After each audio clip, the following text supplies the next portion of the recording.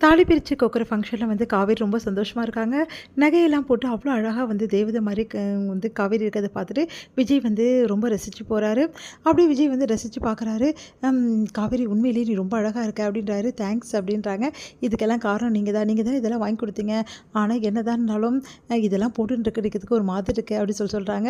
உடனே வந்து "நீ ரொம்ப அழகா இருக்க. உண்மையிலேயே தான் சொல்றேன்" அப்படின்னோனே, பாஸ் ரொம்ப தேங்க்ஸ் பாஸ்" அப்படின்றாங்க. உடனே சிரிக்கிறாரு. அடுத்து வந்து எல்லாருமே வந்து ஃபங்ஷனுக்கு வந்து வந்துடுறாங்க. தாலி பிரிச்சு கோக்குற வந்து விசேஷத்துக்கு வந்து ராகினி வராங்க. அத பார்த்து வந்து டென்ஷன் ஆயிடுறாங்க காவேரி. "நீ டென்ஷன் ஆகுற காவேரி. நான் சொன்னேன். அப்போ கூட இந்த சித்தப்பா எங்க இப்படி பண்ணிட்டாரு" அப்படின்னு சொல்லிட்டு ம் வந்து விஜய் வந்து சமாதானப்படுத்துறாரு. அடுத்து வந்து எல்லாருமே இருக்காங்க. அப்போ வந்து காவேரி வீட்லயே வந்து தட்டெல்லாம் வைக்கிறாங்க. அதுக்கப்புறம் அவங்க அம்மாவால முடிஞ்ச வந்து எல்லாமே பண்றாங்க. அத பார்த்து காவேரி ரொம்ப சந்தோஷப்படுறாங்க. உடனே வந்து அவங்க அம்மாவ பார்த்துட்டு சந்தோஷப்பட்ட காவேரி அவங்க அக்காவையும் பார்க்குறாங்க. "அக்கா நீயும் வந்திருக்கியா? எனக்கு எவ்வளோ சந்தோஷமா இருக்கு தெரியுமா?" அப்படின்றாங்க. "எல்லாம் அம்மாக்காக தான் வந்தேன்" அப்படின்னு சொல்லிட்டு சொல்றாங்க. நம்ம வந்து கங்கா. காவேரி வந்து கிஃப்ட் குடுத்த மாரி கங்காவும் வந்து என்ன பண்றாங்க, காவேரிக்கு வந்து கிஃப்ட் தராங்க. "ஏன்க்கா இதெல்லாம்?" அப்படின்னோனே, "ஏன் நான் குடுத்தா வாங்க மாட்டியா? நீங்க தான் கிஃப்ட்லாம் குடுக்கணுமா?" அப்படின்ற மாரி சொல்றாங்க. சரிக்கா அதெல்லாம் கோச்சுக்காதக்கா நான் வாங்கிக்கிறேன்" அப்படின்னு சொல்லிட்டு காவேரி வாங்கிக்கிறாங்க. அடுத்து வந்து காவேரி என்ன பண்றாங்கன்னா, எல்லார் கூடயும் இருந்து ஃபோட்டோ எடுத்துக்கலாம் அப்படின்னு சொல்லிட்டு இருக்காங்க. சரி ஓகே அப்படின்றாங்க. "தாலி பிரிச்சு கோக்கணும் அப்படின்னு நீங்க வந்து நில்லுங்கம்மா" அப்படின்னு சொல்லிட்டு காவேரி அவங்க அம்மாவ கூப்பிடுறாங்க. "இல்லம்மா இந்த மாரி விசேஷம்லாம் கலந்துக்கிறது இல்ல" அப்படின்னு சொல்லிட்டு தள்ளி நிக்கிறாங்க. "அதெல்லாம் கிடையாது. காவேரி வந்து மனசு கஷ்டப்படுவா. இதெல்லாம் பார்க்காதீங்கம்மா" அப்படின்னு சொல்லிட்டு சாரதாவ கூப்பிட்டு நிக்க வச்சுக்கிறாங்க. அதனால காவேரி ரொம்ப சந்தோஷப்படுறாங்க. அடுத்து வந்து எல்லாரும் வந்து சொந்தங்கள் எல்லாம் அவங்க சொந்தங்கள், இவங்க சொந்தங்கள்லாம் இருக்கிறத பார்த்துட்டு காவேரி ரொம்ப சந்தோஷப்படுறாங்க. விஜய் வந்து காவேரி வந்து இவ்ளோ சந்தோஷமா இருக்கிறத பார்த்துட்டு, "நீ வந்து இவ்ளோ சந்தோஷமா வந்து பார்த்ததே இல்லையா காவேரின்னோனே" "நம்ம கல்யாணத்துக்கு இவங்க எல்லாரும் வரலல்ல.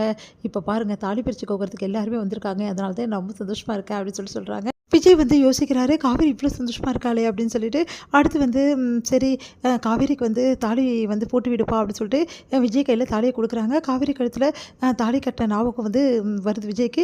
"ஏன் நான் போட்டு விடணும்?" அப்படின்னு சொல்லிட்டு கேட்குறாரு. "என்னப்பா நீ இப்படி சொல்ற? தாலி பிரிச்சு கோக்குற சடங்கு எப்படி? நீ தானே போட்டு விடணும். நீ தானே வந்து முன்னாடி தாலி கட்டின" அப்படி சொல்றாங்க. சரின்னு சொல்லிட்டு விஜய் வந்து வாங்கி அப்படியே காவேரியை பார்த்துட்டு போட்டு விடுறாரு. "குங்குமத்த நெத்தியில வைப்பா" அப்படி சொன்னோனே குங்குமத்த நெத்தியில வைக்கிறாரு. அதே மாரி வந்து தாலிக்கும் வைக்கிறாரு. உடனே வந்து விஜய் கிட்ட ஆசீர்வாதம் வாங்குறாங்க. தன்ன அறியாம காவேரி. நல்லா இரு காவேரி எதுக்கு கால்ல விழுற?" அப்படின்னோனே, "நான் ஆசீர்வாதம் பண்ணுங்க" அப்படி சொல்றாங்க. உடனே சந்தோஷமாவுது எல்லாருக்குமே. பாரு காவேரி எப்படி பண்றா?" அப்படின்னு சொல்லிட்டு, "அது தன்னறியாம வர்றதுமா" அப்படின்னு சொல்லிட்டு தாத்தா சொல்றாரு. நல்லா இரு காவேரி" அப்படின்றாங்க.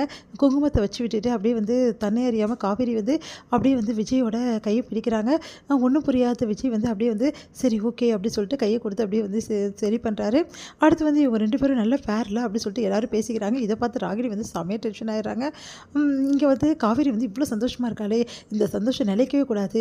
இங்க கூடிய சீக்கிரம் வரேன். உன் சந்தோஷத்துக்கு எல்லாத்தையும் இப்பவே அனுபவிச்சுக்கோ. அதுக்கப்புறம் இருக்குது உனக்கு அப்படின்னு சொல்லிட்டு ராகினி வந்து மனசுலயே அப்படியே பொங்குறாங்க. எப்பவும் போல அன்பரசு காவேரியோட குடும்பத்த வந்து ரொம்ப கேவலமா பேசிட்டு இருக்காரு.